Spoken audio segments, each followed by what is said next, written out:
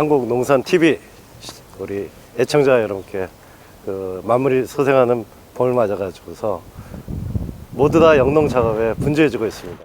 마늘하고 양파밭에 1차 추비를 준 이후로 생육이 월등히 더 빨라지고 있습니다.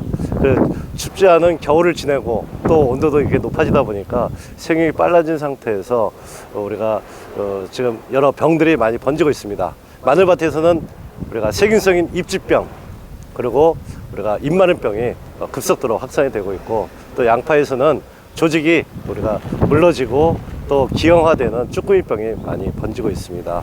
그래서 그러한 장애가 우리가 전염되는 속도가 너무 빠르기 때문에 그 피해가 많이 예상이 되기 때문에 그것을 좀 더 우리가 예방적인 작업으로서 우리가 서둘러야 될 걸로 보고 있습니다. 우리가 생각할 때는 이제 추울 때 병이 번지겠냐 그렇게 생각을 하고 있지만은, 우리가 양파에서 문제가 되는 녹균병에 대한 것들도 벌써 월동 전부터 번져가지고서 월동 중에도 양파는 조금씩 생장을 하기 때문에 그때 같이 번진 걸로 좀 보고 있습니다.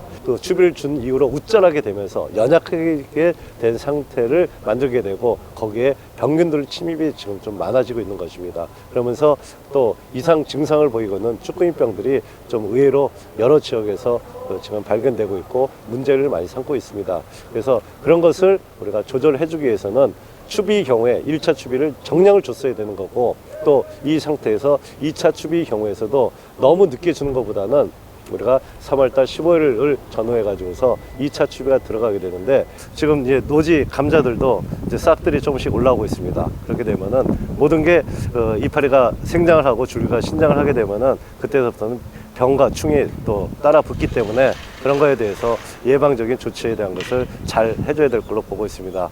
그러면서 고추 묘상의 경우에서도 우리가 온도가 높아지면서 서서히 총체벌레가 활동을 하는 것이 많이 보이고 있습니다. 그래서 우리가 나중에 본포에 나가서 바이러스가 되게 많아서 걱정을 많이 하는데, 사실 그런 전염은 거의 대부분이 묘상에서 우리가 이루어지고 있기 때문에 묘상에서 좀 더 총체벌레 약과 더불어서 바이러스를 경감시킬 수 있는 약제를 혼용해서 처방에 들어가기를 꼭 부탁을 드리겠습니다.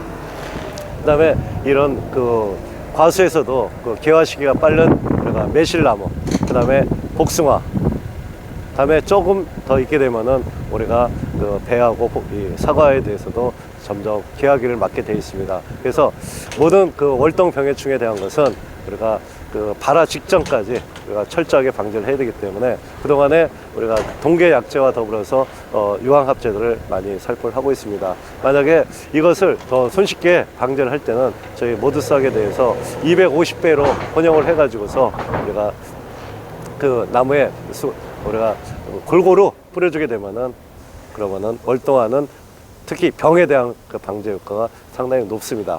어떤 면에서는 기계 유제를 친 농가의 경우에서도 우리가 한 달 있다가 유황합제를 치게 되는데, 이 절차가 여러 가지로 복잡하기 때문에, 또한 소농가의 경우에서는 그렇게 또 구입하기가 어렵기 때문에 그럴 때 좀 더 손쉽게, 그러면서 효율적으로 모드싹에 대한 우리가 방제를 하시게 되면은 좀 더 발화 후에 깨끗한 과수원을 만들 수 있다고 지금 보고 있습니다.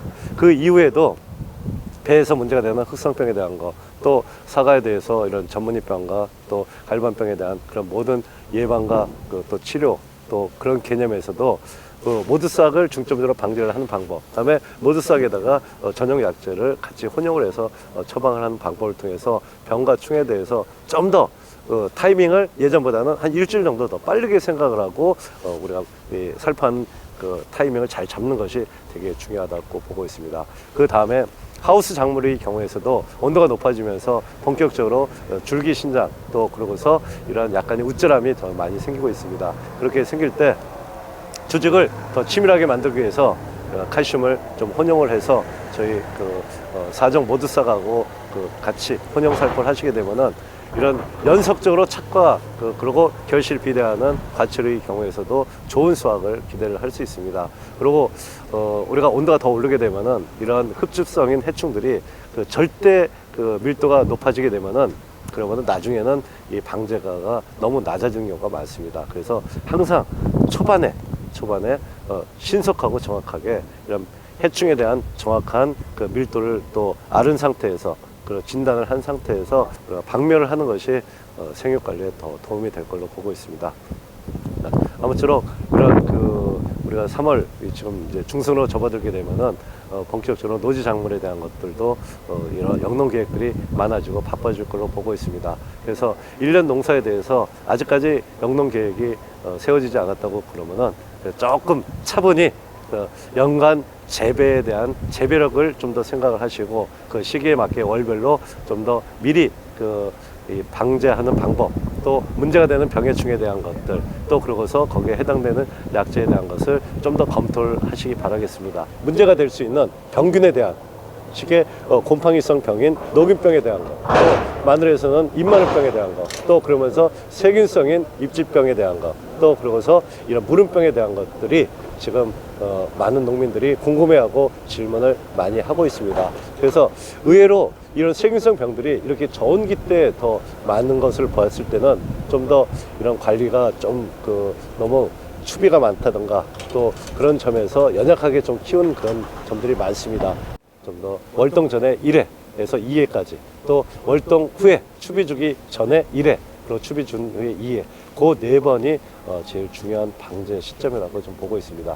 지금까지라도 우리가 안 뿌렸다고 그럴 때는 좀 더 모두싹을 주시고, 안 뿌려서 이런 장애 증상이 좀 심하다 그럴 때는 모두싹에다가 거기에 해당되는 약제를 같이 혼용을 해서 500배로 주게 되면은 방제가를 높일 수 있게 되는 것입니다. 예년보다도 이런 날씨나 모든 것이 한 열흘 정도는 빨라지고 있습니다. 그래서 하는 순간에 벌써 방제 적기를 지나치는 경우가 많을 걸로 보고 있습니다.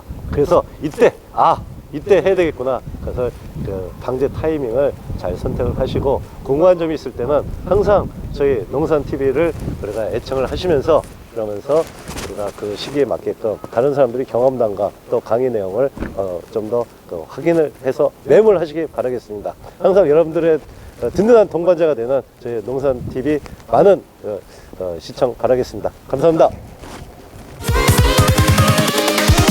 Here we go.